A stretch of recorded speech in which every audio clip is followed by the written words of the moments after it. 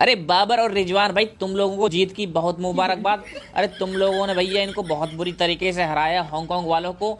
और हराया क्या भाई, तुम लोगों ने इनको पीटा है। और बाबर भाई देखो, तुम्हारी जीत की इतनी खुशी तुमको नहीं होगी जितनी मुझे है, क्योंकि अब 4 तारीख को हमसे खेलने का तुम्हें मौका भी तो मिलेगा। और भैया हम तुमको फिर से हराएंगे और फिर से हमारा बल्ला अब के चलेगा। और भैया अब की बार हम किसी बॉलर को नहीं बकसने वाले। अब की बार तुम्हारे नसीम शाह, शाहनवाज दानी सबकी कुटाई बराबर से होगी। और भैया मैं छोड़ने वाला किसी को नहीं हूँ, इसलिए मुझे तुम्हारी जीत की बहुत खुशी हो रही है। अगर भाई तुम हार जाते और टीम बाहर हो जाती तुम्हारी, तो एशिया कप में हमें भी मजा नहीं आता। अरे पांड्या देखो भाई, तुमसे तो हम उसी दिन बात करेंगे जिस दिन मैच होगा 4 तारीख को। अब हमको अपनी जीत की खुशी का मजा लेने दो। अरे हमने हांगकांग वालों को सिर्फ 36 रन पर ऑल आउट कर दिया। देख रहे हो, 36 रन पर, सिर्फ 36 पर, 136 नहीं, 36 रन पर ही ऑल आउट कर दिया। ऐसा किसी ने किया? किसी ने नहीं किया। ये सब कुछ हमारे गेंदबाजों का कमाल है। और भैया हमने स्कोर भी तो इतना खड़ा कर दिया था इनके सामने, लेकिन ये तो सिर्फ 36 रन पे ऑल आउट हो गए। इतना बेकार तो नहीं खेलते। अबे टीम के कप्तान निजाकत खान, अरे इतनी बुरी हालत कैसे हो गई तुम्हारी? इंडिया के खिलाफ तो तुम बहुत तगड़ा खेले, तुम 150 से पार चला गए तुम्हारा स्कोर, और यहाँ सिर्फ तुमसे 50 रन ना बने।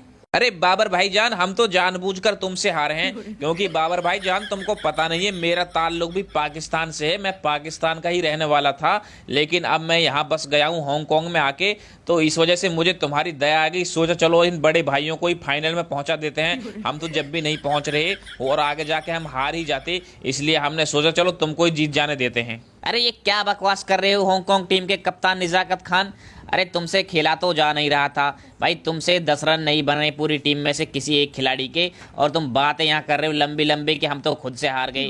अरे भाई तुम ये कहो कि हम डर गए तुम्हारे गेंदबाजों से, क्योंकि हमारे नसीम शाह ने ही तुमको ऐसे झटके दिए शुरू में, और तुम अंत तक उभर ही नहीं पाए। और फिर लास्ट में हमारे उसी गेंदबाज ने, दूसरे गेंदबाज ने 4 विकेट चटका दिए। और भैया तुमसे ना खेला गया, तुम्हारा एक खिलाड़ी 2.5 के अंक में नहीं पहुंच पाया। 36 रन पर ऑल आउट हो गए, तुम अपने घर जाओ। बस तुमने करी लंबी लंबी बातें, अब हम खुद देख लेंगे। एशिया कप हम ही जीतेंगे। अब 4 तारीख को इंडिया वालों को और हरा देते हैं, फिर देखो हमारे नाम ही होगा इस बार का एशिया कप। अरे रिजवान भाई, वो सब बातें तो तुम्हारी ठीक है, लेकिन तुम्हारी बल्लेबाजी हमें बिल्कुल भी समझ में नहीं आ रही यार। तुम कैसे खेल रहे हो? बिल्कुल स्लो खेल रहे हो यार। कोई कसम वसम खा के आते हो कि स्लो ही खेलना है? अरे तुमने इंडिया के खिलाफ भी ऐसे ही स्लो पारी खेली थी, अब कल ये हांगकांग के खिलाफ भी चलो तुमने 78 रन बनाए हैं, लेकिन तुमने गेंदें ज्यादा खेली हैं। ये गेंद भी तुमने लास्ट में थोड़ी सी तेज पारी खेली, वरना तुम यार बहुत ही स्लो खेल रहे थे। अबे इंडिया के खिलाफ ऐसे नहीं जीत पाएंगे हम, तुमको डबल अपना स्ट्राइक रेट करना पड़ेगा। अरे बाबर भाई, हम बना तो रहे हैं रन, जैसे भी बना रहे हैं, लेकिन भैया हमारी छोड़ो, तुम अपनी बल्लेबाजी की सोचो। तुम्हारी बल्लेबाजी किसी के समझ में नहीं आ रही है। अरे तुम दोनों मैचों में फ्लॉप गए हो। सब लोग कह रहे हैं कि भैया बाबर भाई तो कमजोर टीमों के खिलाफ चलते हैं।